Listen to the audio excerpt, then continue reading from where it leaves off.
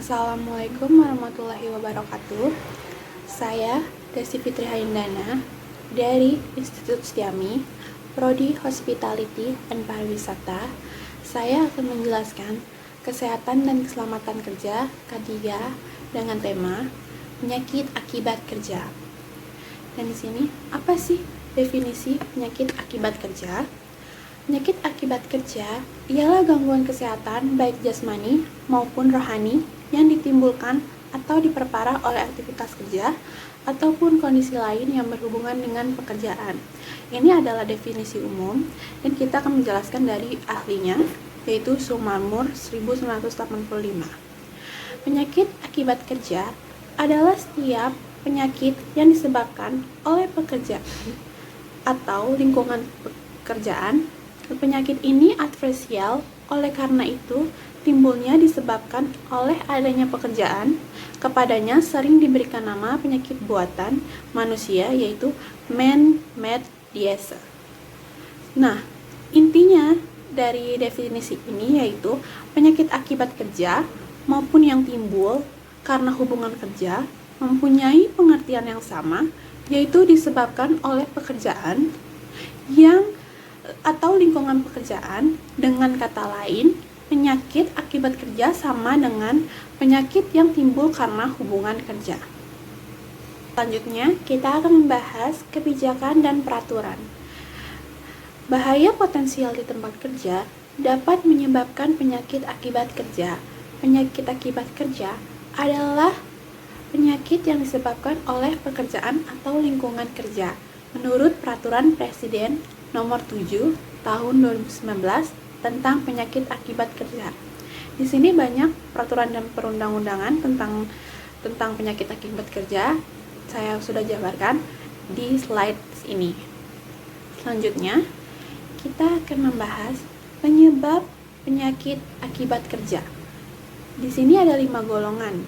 Saya akan menjelaskan dulu apa itu penyebab penyakit akibat kerja. Penyakit akibat kerja dengan kriteria umum yaitu ada hubungan pajanan spesifik dengan penyakit. Frekuensi di komunitas pekerja lebih banyak dibandingkan pada masyarakat umum dan penyakit tersebut dapat dicegah. Faktor risiko penyakit akibat kerja adalah bahaya potensial di tempat kerja meliputi golongan fisika, yaitu bising, suhu ekstrim, panas atau dingin, radiasi, dan getaran. Di sini akan saya kasih contoh kerjanya itu. Ketika bising itu adalah pekerja bandara, suhu ekstrim itu seperti pekerja konstruksi karena iklim di Indonesia itu tropis, yaitu panas, membuat kita menjadi terkena penyakit head cramps. Nanti saya akan jelaskan di slide selanjutnya. Dan setelah itu ada radiasi. Radiasi itu seperti pada pekerjaan di tenaga kesehatan di ruangan radiologi. Dan getaran itu seperti pada pekerja mekanik dan konstruksi juga. Setelah itu kedua ada golongan biologi. Golongan biologi itu ada bakteri, virus, jamur, dan parasit. Pekerjaan yang beresiko terkena penyakit ini adalah dokter hewan, tenaga kesehatan, teller bank, nelayan, dan pekerja laundry. Yang selanjutnya ada golongan kimia, pelarut organik, merkuri, pestisida, logam berat, dan lain-lain. Pekerjaan yang beresiko terkena golongan ini adalah kerja di industri pabrik, industri plastik, industri karet, industri pertambangan, dan industri konstruksi juga bisa. Setelah itu ada penata rambut dan pekerja logam dan di industri kimia seperti obat-obatan. Selanjutnya ada golongan ergonomi, faktor beban yaitu seperti manual handling, gerakan berulang, posisi janggal, desain alat dan tata letak kerja yang tidak tepat. Contoh pekerjaan yang bisa terkena penyakit ini adalah pekerjaan seperti supir, pekerja kantoran yang duduk terlalu lama, setelah itu ada bellboy, setelah itu golongan psikososial, yaitu beban kerja, hubungan antar kerja. Hal ini terjadi karena ketidakseimbangan antar kapasitas individu terkait teror psikososial. Nah, ini tuh bisa terjadi oleh semua pekerja di bidang pekerjaan karena beban kerja yang terlalu berat, seperti bekerja lebih dari 8 jam. Terus ada konflik antar rekan kerja, dibully, lingkungan pekerjaan yang toksik. Nah, itu sudah saya jelaskan golongan-golongan penyakit akibat kerja. Selanjutnya kita akan membahas pengelompokan penyakit akibat kerja menurut Peraturan Presiden Nomor 7 Tahun 2019 adalah penyakit akibat aktivitas pekerja, yaitu faktor fisik, kimia, biologi, sistem organ target, pernafasan, penyakit kulit, gangguan mental, dan perilaku gangguan otot dan rangka, kanker akibat kerja, terus penyakit spesifik lainnya, yaitu bukti ilmiah dan metode yang tepat. Di sini ada gambar faktor-faktor seperti faktor biologi, yaitu di sini ada tangannya terbakar, terus ada dia terkena pernafasan, yaitu tidak memakai masker, maka itu patuhilah saat bekerja, SOP pada bekerja, memakai APD yang benar. Di sini juga ada ergonomi. Di sini kita harus tahu cara memakai dengan tahu bagaimana kita memposisikan saat kita bekerja supaya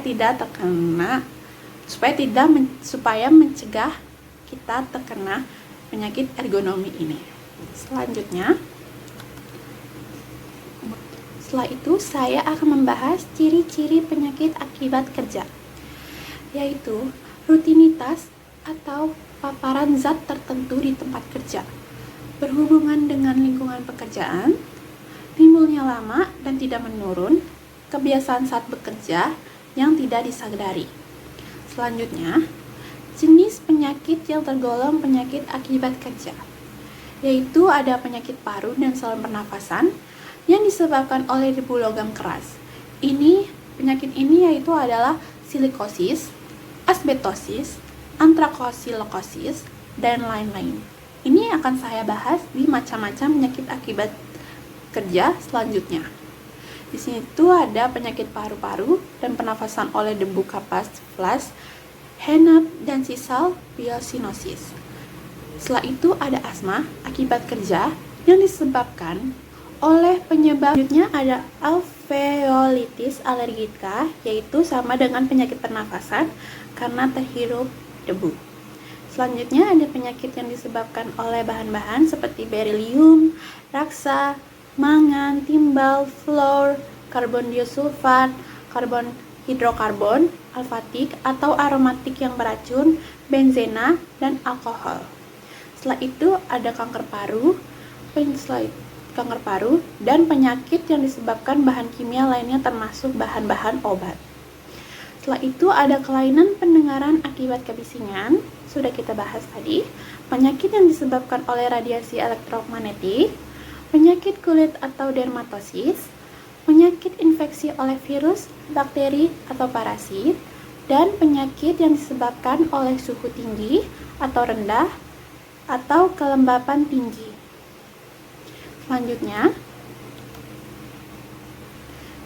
saya akan membahas lebih dalam lagi tentang macam-macam penyakit akibat kerja yang sudah saya jelaskan sebelumnya, yaitu ada penyakit saraf, salah satunya sindrom carpal tunnel atau CTS.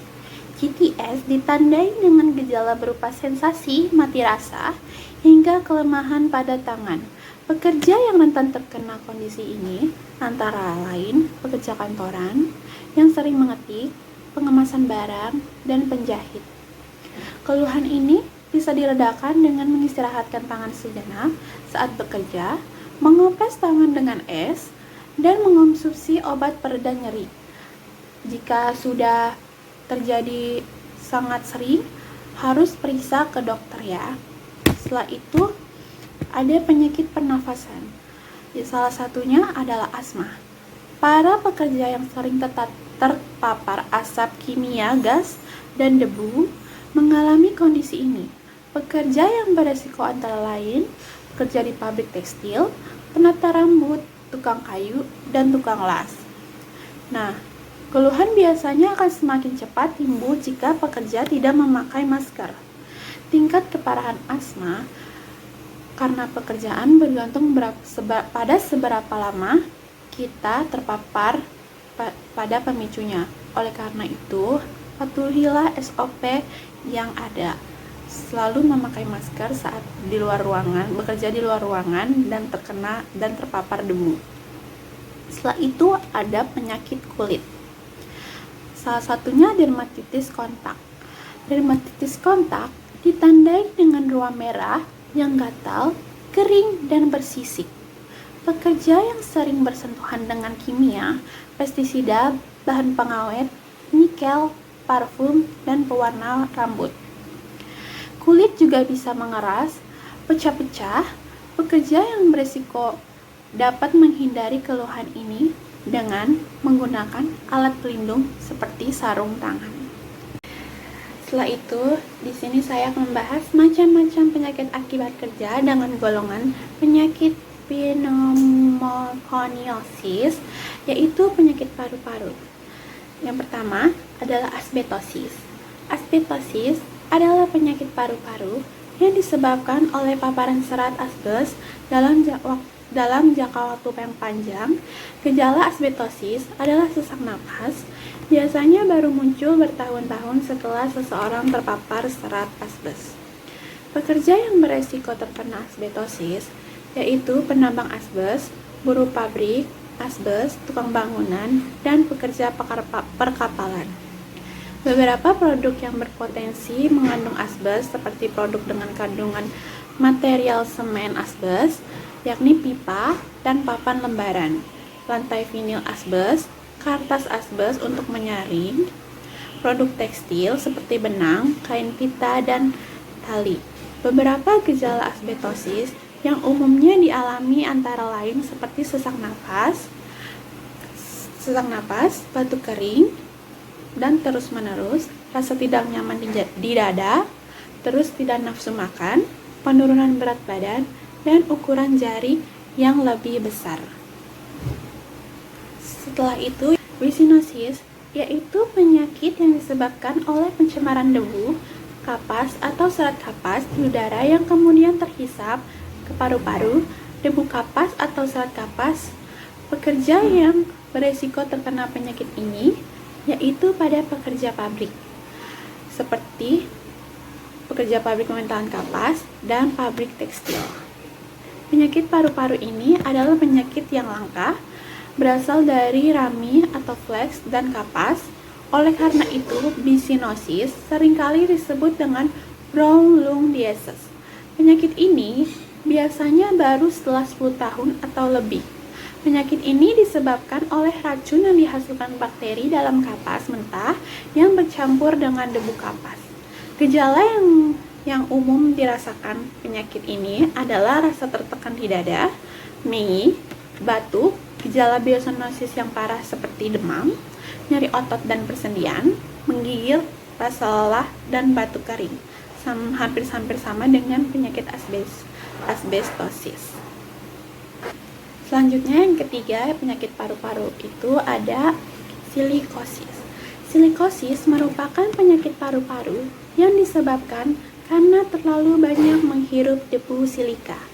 Kristal silika atau dikenal dengan sebagai silikon dioksida dapat ditemukan pada beragam produk. Bahan bangunan seperti beton, pasir, mortar, granit, hingga batu buatan saat bahan bangunan tersebut diolah, dipotong, dibor, maupun digiling. Hal ini menyebabkan debu silika berterbangan. Profesi yang berisiko terkena penyakit ini adalah tukang batu, pekerja tambang, dan pekerja konstruksi. Gejala penyakit silikosis ini adalah nyeri dada, demam, keringat pada malam hari, penurunan berat badan, dan gangguan pernafasan. Selanjutnya, munculnya gejala penyakit ini terjadi dalam 10 tahun paparan tingkat tinggi. Hampir-hampir sama juga dengan yang sebelumnya. Lokomotif kerja boiler pada pusat listrik tenaga uap berbahan bakar batu bara. Masa inkubasi penyakit ini antara 2-4 tahun. Penyakit antrakosis juga ditandai dengan adanya rasa sesak nafas karena pada debu batu bara. Terkadang juga terdapat debu silikat, maka penyakit antrakosis juga sering disebut. Selanjutnya, yang terakhir ada penyakit antrakosis. Penyakit antrakosis adalah penyakit saluran pernafasan yang disebabkan oleh debu batu bara. Penyakit ini biasanya dijumpai pada tambang batu bara atau pada seperti mengumpa batu bara pada tandur besi, lokomotif kerja boiler pada pusat listrik tenaga uap berbahan bakar batu bara. Masa inkubasi penyakit ini antara 2-4 tahun. Penyakit antrakosis juga ditandai dengan adanya rasa sesak nafas karena debu batu bara, terkadang juga terdapat debu silikat. Maka penyakit antrakosis juga sering disertai dengan penyakit silikosis. Nah, terus kita akan membahas macam-macam penyakit akibat kerja yang lainnya, yaitu penyakit pendengaran atau salah satunya noise induced hearing loss. Akibat kebisingan adalah gangguan pendengaran ketika telinga kita tidak berfungsi dengan baik dengan semestinya akibat mendengar suara yang terlalu bising. Salah satu gejala yang ditimbulkan dari nihil ini adalah tinnitus. Pekerja yang berisiko terkena penyakit ini adalah petugas bandara, pekerja mekanik. Maka dari itu, untuk menghindari atau mencegah penyakit pendengaran ini, saat bekerja kita harus memakai ear protection atau EP dan itu seperti sumbatan telinga agar tidak terjadi penyakit pendengaran ini, untuk meminimalisir penyakit ini juga. Terus jika pada pekerja bandara, sepertinya mereka tidak boleh bekerja lebih dari 8 jam juga. Terus selanjutnya kita akan membahas gejala pada punggung dan sendi. Nyeri punggung timbul akibat adanya permasalahan pada ruas tulang belakang atau vertebrae dengan jaringan di sekitar seperti otot, pembuluh darah, atau saraf. Nyeri seperti ini biasanya terjadi ketika seseorang mengangkat benda berat dan posisi duduk yang terlalu lama. Pekerja yang berisiko seperti perawat, pekerja kantoran, pekerja konstruksi, dan pengemudi. Maka dari itu, untuk meminimalisir, kita harus tahu cara posisi untuk bekerja dengan yang benar, dan setiap 30 menit kita harus merenggangkan otot-otot kita jika kita duduk terlalu lama, dan bekerja jangan sampai terlalu berlebihan. Dan jika kita mengangkat beban, kita harus tahu posisi yang benar juga. Setelah itu, ada penyakit akibat suhu panas atau heat cramps. Kondisi ini terjadi ketika bekerja di tempat kerja yang panas. Gejalanya berupa kejang, otot yang disertai rasa nyeri atau kram di otot betis, paha, bahu, lengan, dan perut. Pekerja yang berisiko terkena heat cramps adalah pekerja tambang, pekerja konstruksi, dan bangunan. Setelah itu, ada penyakit akibat lingkungan pekerjaan atau psikososial. Salah satunya, bahaya di tempat kerja yang kerap kali tidak kita sadari oleh para pekerja maupun pihak manajemen. Pekerja sering mengalami situasi dan lingkungan kerja yang tidak kondusif, seperti beban kerja yang berlebihan, bekerja monoton, tidak jelasnya peran kerja, serta konflik dengan teman kerja. Setelah itu, kita akan membahas macam-macam penyakit akibat kerja. Karena penyakit kanker. Penyakit kanker adalah sebuah penyakit tumor ganas yang dapat menyerang organ tubuh atau jaringan tubuh. Penyakit kanker dapat terjadi di berbagai organ tubuh seperti paru, pankreas, mata, otak, kulit, saraf, darah, dan sebagainya. Pekerja yang menghabiskan waktu 10 tahun atau lebih dalam pekerjaan yang mengharuskan duduk sepanjang hari beresiko 2 kali lipat untuk terserang penyakit kanker usus besar. Pekerja ini juga memiliki peningkatan risiko penyakit kanker dubur sebesar 44%, risiko kanker payudara meningkat sekitar 50% pada pekerja shift, pada wanita sekitar 70% pada pekerja penerbangan. Setelah itu saya akan membahas contoh kasus penyakit asbestosis.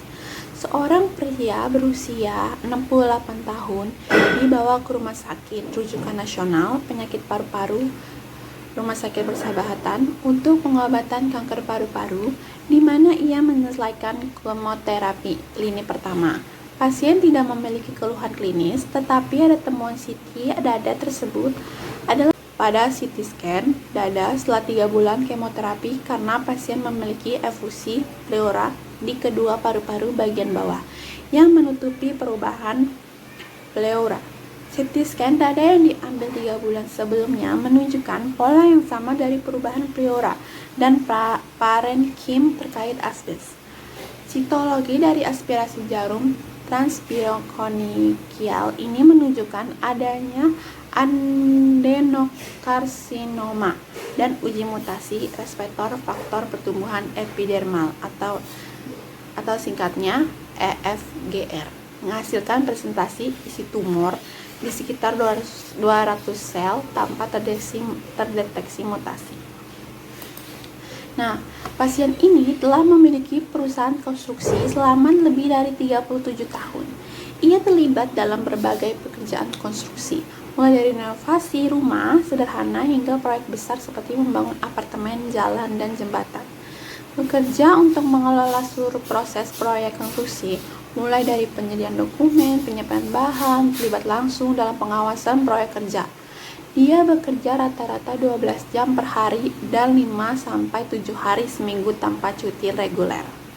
Oleh karena itu, memang benar penyakit paru-paru ini untuk terkena paparan berlangsung 5-10 tahun. Asbes di masa lalu. Riwayat pekerjaan memperkuat bukti paparan asbes ini di masa lalu.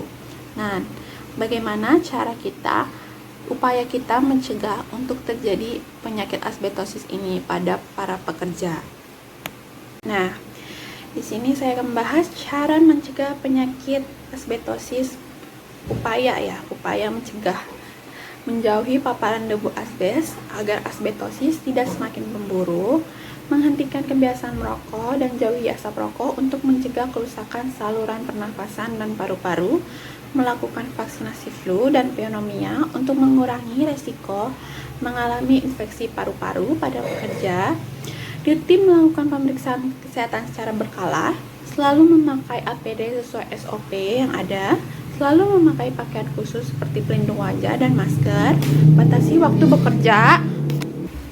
Nah, setelah kita membahas yang tadi penyakit akibat kerja, saya akan memberikan upaya pencegahan penyakit akibat kerja dari yang tadi saya jelaskan sebelumnya, yaitu kita harus memeriksa kesehatan secara berkala, pemeriksaan kesehatan khusus, pelayanan kesehatan, penyediaan sarana dan prasarana yang lebih aman, sehat, dan ergonomis. Nah, selanjutnya, pencegahan penyakit akibat kerja meliputi eliminasi, yaitu menghilangkan resiko sumber beresiko seperti substitusi mengganti dengan bahan yang lebih aman, pengendalian teknik, penyekatan, pengaturan ventilasi dan tata udara, administrasi seperti pemeriksaan kesehatan berkala, prosedur cara kerja aman seperti contohnya mengangkat beban dengan benar, terus pengaturan jam kerja, rotasi kerja, dan edukasi selama kepada pekerja, alat pelindung diri sesuai standar seperti yang pada contoh gambar yang saya kasih. Ini ada kacamata pelindung, helmet, safety helmet, masker khusus untuk pada para pekerja. Terus ada earring protection, sarung tangan, terus ada soft safety, ada rompi untuk para pekerja. Biasanya ini rompinya ini berbeda-beda setiap pekerjaan. Nah, setelah saya membahas penyakit akibat kerja ini, semoga kalian memahami penyakit akibat kerja. Dan terima kasih sudah mendengarkan penjelasan dan presentasi saya.